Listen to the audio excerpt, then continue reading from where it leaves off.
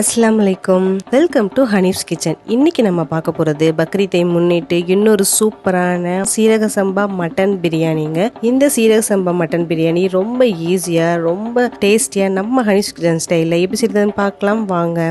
இதுக்கு நான் first 1/2 kilo mutton எடுத்திருக்கேங்க. அதுக்கப்புறம் பார்த்தீங்கன்னாக்கா 4 பெரிய வெங்காயத்தை நீல வாக்கில் கட் பண்ணி வச்சுருக்கேன்.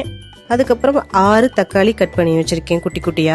அப்புறம் 2 பச்சை மிளகாவை நீல வாக்கில் கட் பண்ணியிருக்கேன். புதினா மல்லி 1 கைப்பிடி அளவு எடுத்து வச்சிருக்கேங்க. அதுக்கப்புறம் இஞ்சி பூண்டு 2 சேர்த்து 2 டீஸ்பூன் எடுத்து வச்சிருக்கேன். இப்போ நம்ம அரிசி எடுத்துடலாம். இதுக்கு நான் சீரக சம்பா அரிசி எடுத்திருக்கேன். இந்த கப்பில் பார்த்தீங்கன்னா நான் 3 கப்பு அரிசி சேர்த்துருக்கேங்க. 3 கப்பு அப்படிங்கிறது 1/2 கிலோ அரிசி. இப்போ இது இருக்கட்டும், இதை ஊற வைக்க வேணாம். நம்ம எந்த டைமில் ஊற வைக்கணும்னு நான் சொல்கிறேன். இப்போ ஃபர்ஸ்ட் பார்த்தீங்கன்னா அடுப்பு ஆன் பண்ணி குக்கர் வச்சு 250 ml ஆயில் ஊற்றிக்கலாங்க. அதுக்கப்புறம் 1 டீஸ்பூன் நெய் சேர்த்துக்கலாம். இப்போ ஆயில் நல்லா ஹீட் ஆனதுக்கப்புறம் ஒரு அன்னாசி பூ சேர்த்துக்கிறேன். அதுக்கப்புறம் ஒரு பிரியாணி இலை சேர்த்துக்கிறேன். இது 2 பொரிஞ்சதுக்கப்புறம் நம்ம கட் பண்ணி வச்ச வெங்காயத்தை சேர்த்துக்கலாம். இது நல்லா கோல்டன் ப்ரௌன் கலரில் ஆகுற வரைக்கும் வதக்கிடலாங்க. இப்போ பார்த்தீங்கன்னா வெங்காயம் நல்லா வதங்கிருச்சு. இந்த டைமில் நாம் கட் பண்ணி வச்ச தக்காளியை சேர்த்துக்கலாம். பிரியாணிக்கு எப்பயுமே நீங்கள் 1 by 1 அந்த பொருட்களை சேர்க்கும் போது தான் அதோட டேஸ்டே உங்களுக்கு கரெக்டாக ஒரு ப்ராப்பரான டேஸ்ட்டில் வரும். இந்த தக்காளி நல்லா மசிகிற அளவு நல்லா வதக்கிடலாம். இப்போ தக்காளி நல்லாவே மசிஞ்சிருச்சுங்க. இப்போ இந்த டைமில் நாம் இஞ்சி பூண்டை சேர்த்துக்கலாம். சேர்த்து இதை நல்லா மிக்ஸ் பண்ணிடலாம். இந்த தக்காளி வெங்காயம் இந்த ரெண்டுலையுமே இந்த இஞ்சி பூண்டு நல்லா மிக்ஸ் ஆகுற அளவு நல்லா மிக்ஸ் பண்ணிக்கலாங்க. இப்போ நல்லா மிக்ஸ் ஆயிடுச்சு. இப்போ இந்த டைம்ல நாம பச்சை மிளகா புதினா மல்லியை சேர்த்துக்கலாம். இப்போ சேர்த்துட்டு இதை நல்லா மிக்ஸ் பண்ணிடலாம். இப்போ பார்த்தீங்கன்னாக்கா பொடிகள் சேர்த்துடலாங்க. நான் 1/4 டீஸ்பூன் கரம் மசாலா, 1 டீஸ்பூன் காஷ்மீரி மிளகாய் தூள், 2 ஸ்பூன் தனியா தூள், 1 ஸ்பூன் பிரியாணி மசாலா, உங்களுக்கு எந்த பிராண்ட் பிடிச்சிருக்கோ அதை நீங்கள் சேர்த்துக்கலாங்க. இது எல்லாத்தையும் சேர்த்து நல்லா மிக்ஸ் பண்ணிடலாம். இப்போ நல்லா மிக்ஸ் ஆயிடுச்சு. இப்போ இந்த டைமில் நாம் மட்டன் சேர்த்துக்கலாம். மட்டன் சேர்த்துட்டு 50 ml தயிர் சேர்த்துக்கலாம். அதுக்கப்புறம் இந்த மட்டனுக்கு தேவையான அளவு உப்பு சேர்த்துக்கலாங்க. சேர்த்துட்டு இது எல்லாத்தையும் நல்லா மிக்ஸ் பண்ணிடலாம்.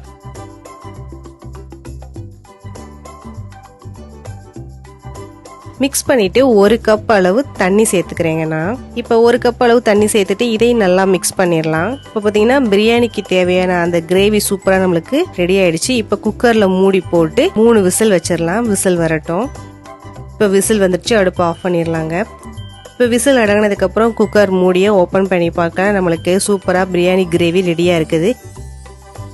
இந்த பிரியாணி கிரேவியை நம்ம பிரியாணி எந்த பாத்திரத்தில் செய்ய போகிறோமோ அதில் நம்ம சேஞ்ச் பண்ணிடலாம். அதுக்கப்புறம் பார்த்தீங்கன்னாக்கா இந்த கப்பில் நான் 3 கப்பு ரைஸ் போட்டேன். ஸோ 6 கப்பு தண்ணி ஊற்றணும். 1க்கு 2 தண்ணி ஊற்றணும். ஆல்ரெடி இந்த கிரேவி 2 கப்பு இருக்கும். ஸோ 4 கப்பு தண்ணி நான் சேர்த்துக்கிறேங்க. சீரக சம்பா அரிசிக்கு 1க்கு 2 தண்ணி சேர்க்கணும். அப்போ தான் அது கரெக்டாக இருக்கும். இப்போ தண்ணி எல்லாம் சேர்த்துட்டு நல்லா மிக்ஸ் பண்ணி நம்ம அடுப்பை ஆன் பண்ணி இந்த கடாய் வச்சிடலாம். கடாய் வச்சுட்டு மூடி போட்டு இந்த தண்ணி நல்லா கொதிக்கட்டுங்க.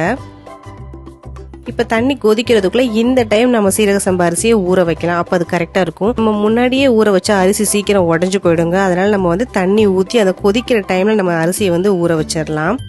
இப்போ தண்ணி நல்லா கொதிச்சிருச்சு. ஊற வச்ச அரிசியை தண்ணி நல்லா வடிச்சிட்டு இந்த அரிசியை இந்த தண்ணியோட சேர்த்துடலாம்.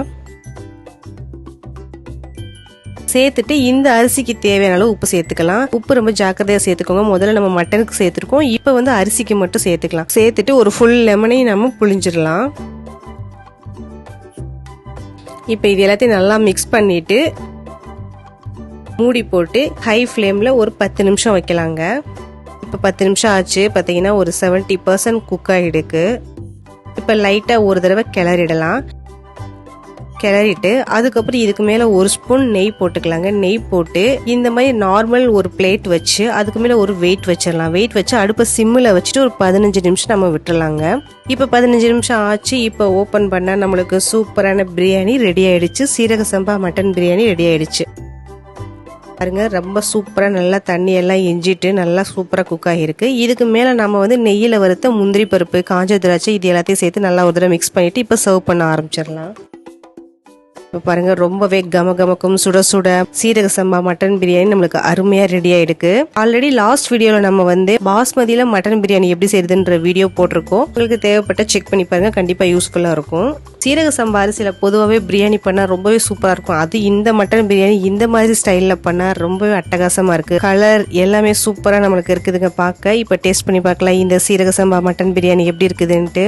நல்லா குக் ஆகி இருக்குங்க. ரைஸ் சூப்பரா நல்லா குக் ஆகி இருக்குது. இந்த மட்டனுமே நல்லா வெந்திருக்குது பாருங்க, அவ்வளோ சாஃப்டா இருக்குது.